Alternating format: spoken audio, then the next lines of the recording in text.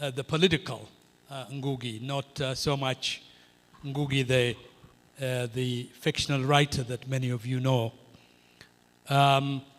In 2002, I moved to New York hoping to reconnect with Ngũgĩ, whom we have had a relationship when he was based in London, who was then teaching at the New York University.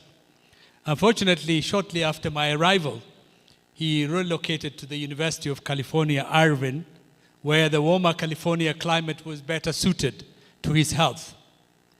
However, as luck would have, he returned frequently to New York for literary engagements and speaking opportunities. And one such event was the 2005 Penn World Voices Festival at the New York University, where he was the keynote speaker. The event was held at the New York Washington Square campus in Greenwich Village in Manhattan, which was just a short walk from my home. We left about an hour earlier, only to find a long queue snaking around the building. When we inquired, we were told the crowd was there for Ngũgĩ's talk. It was clear for me and my partner who were there at that time that we weren't going to get tickets for that show. But as fate would have it, we happened to run into Ngũgĩ at the entrance. He was dressed in a green jacket with a hood, and beneath it, he wore a colorless African kitenge shirt. And I think this was his trademark. He looked somehow scruffy. Of course, the ushers did not recognize him, although he was previously a professor at that particular institution. But Ngũgĩ was not bothered, displaying a great humility and a down-to-earth demeanor.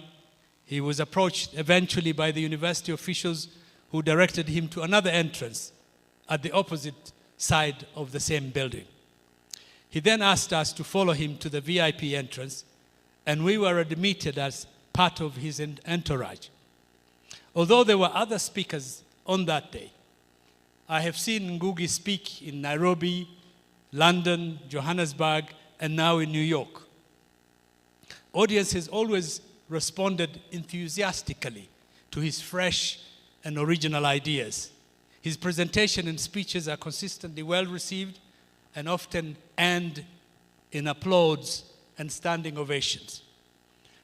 So I've started with that story to illustrate the humbleness and the warmth of Ngũgĩ as a person. And that's the Ngũgĩ I know and we have come together to celebrate today. Just before I got here to speak, I was humbled to see people from the Kamukunji Center, the original actors who played in the Ngahika Ndenda play in the 70s.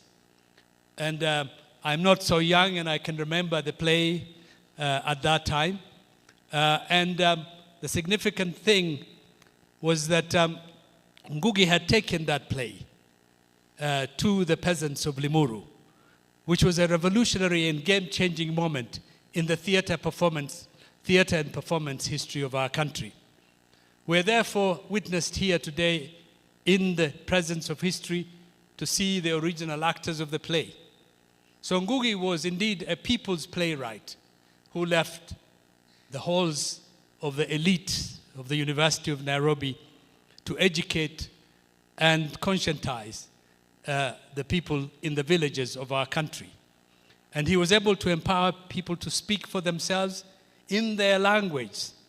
And he planted the first seeds of freedom and liberation among the people of Limuru.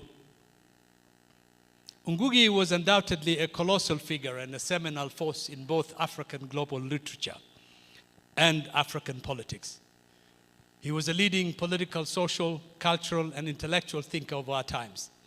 A journalist, a novelist, a playwright, a professor, philosopher, and above all, for me, a revolutionary icon, an intellectual thinker, and a political activist. His original theoretical interventions have shaped and influenced the global community on critical issues such as culture, language, identity, and decolonization. Indeed, he is one of the leading lights and a major figure in the theories of decolonization and decoloniality. The depth and the breadth of his contribution to the cultural, social, and political emancipation, as well as the humanization of the Kenyan and the African society at large, are unparalleled in modern African history. His life has been inextricably linked to our political and cultural struggles, both on the continent and beyond.